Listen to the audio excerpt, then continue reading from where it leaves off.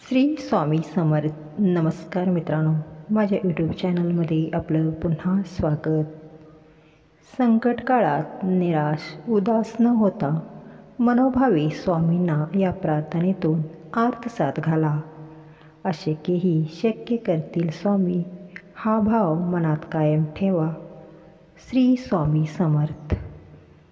श्री दत्तात्रेयांचे तिसरे अवतार म्हणून अक्कलकोटचे श्री स्वामी समर्थ मानले जातात. आजही अनेकांना स्वामी समर्थ महाराजांच्या कृपेचा अद्भुत अनुभव येतो. भिवू नकोस, मी तुझ्या पाठीशी आहे. हे स्वामींचे कालातीत अभयवचन असून अशक्यही शक्य करतील स्वामी, ही भाविकांची अतूट श्रद्धा आहे. स्वामी स्वयंभू स्वयंसिद्ध आहेत. स्वामी अतर्क्य व अनुत्तम आहेत. श्री स्वामी समर्थ कल्याणकारी देवतांचे स्वामी आहेत.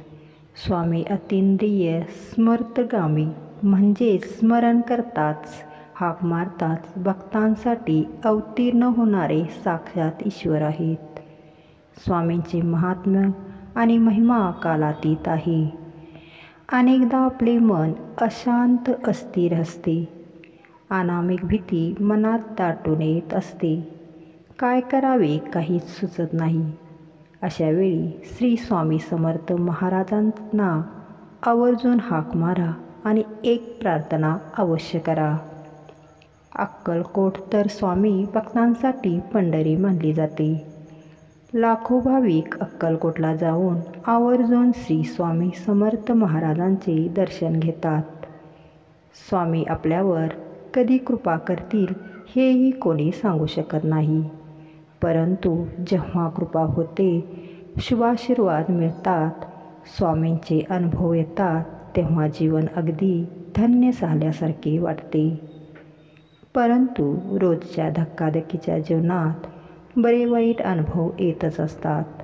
मात्र काही वेळेस अशा काही घटना घडतात तेव्हा मन उद्विग्न होते, बेचैन व्हायला होते.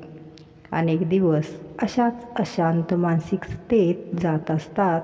आपण त्यातून बाहेर पडण्याचा मार्ग शोधत असतो, चाचपडत असतो.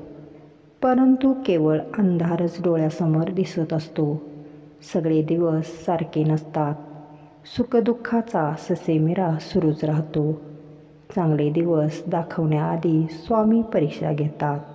त्या संकट काळात न डगमगता एक प्रार्थना करावी. स्वामी नक्कीच आपल्याला बळ देतील. अनामिक भीती वाढते. अस्थिर मन शांत होत नाही. मानसिक शांतता लाभत नाही. प्रयत्न करूनही मेहनतीचे फळ मिळत नाही. अशा वेळी मनाची घालमेल अधिक वाढते. अनेकदा संकटे येत असतात. संकटाला सामोरे जाण्याची ताकद देवाकडे मागावी. अशा वेळेस एक प्रार्थना अवश्य करावी. रोजच्या उपासनेत समाविष्ट करावी. केवळ शब्द नाही तर त्यामागील भाव समजून उमजून म्हणावा. मन स्थिर शांत होण्यास मदत मिळू शकेल. विचारचक्र शमू शकेल. पूर्ण समर्पण भाव जागृत होऊ शकेल.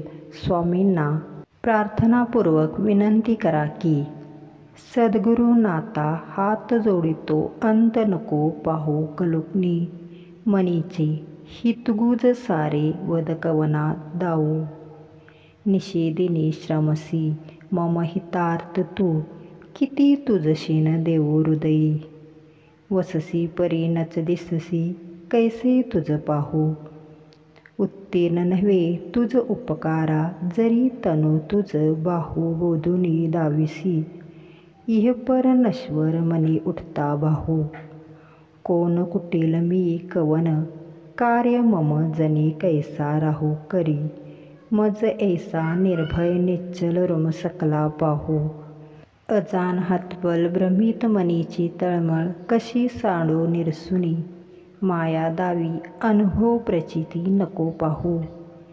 हे अजिबात विसरू नका. स्वामी कृपा प्राप्त होण्यासाठी आपण आपली योग्यता वाढवली पाहिजे. स्वामीवर अपार श्रद्धा आणि दृढ विश्वास ठेवा. स्वामी नक्कीच शुभ करतील. अशी अढळ श्रद्धा कायम ठेवा. स्वामी महाराजांप्रती केवळ नम्र, शरणागत आणि समर्पण भाव ठेवा.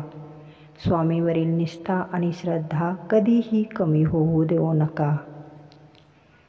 स्वामीवर विश्वास ठेवून सतत नामस्मरण, स्वामी सेवा करत राहा. गरिबाला मदत करणे, मोठ्यांचा मान राखणे, सेवा करणे, लहानग्यांना समजून घेणे, रागावर नियंत्रण ठेवणे, सर्वांशी मैत्रीपूर्ण संबंध निर्माण करणे आणि मुख्य म्हणजे माणुसकी जपणे, या गोष्टी जे लोक करतात ते स्वामींच्या कृपेस प्राप्त होतात.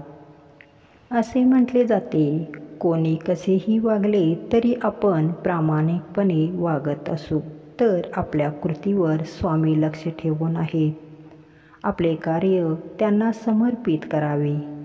संकट काळात निराश, उदास न होता मनोभावे स्वामींना या प्रार्थनेतून आर्तसाद घाला. स्वामी निश्चित मदत करतील आणि अशक्यही शक्य करतील असा दृढ विश्वास मनात कायम ठेवा. श्री स्वामी समर्थ. मित्रांनो, स्वामींच्या विषयी दृढ श्रद्धा असेल तर चॅनलला सबस्क्राईब आणि लाईक करा. धन्यवाद. श्री स्वामी समर्थ.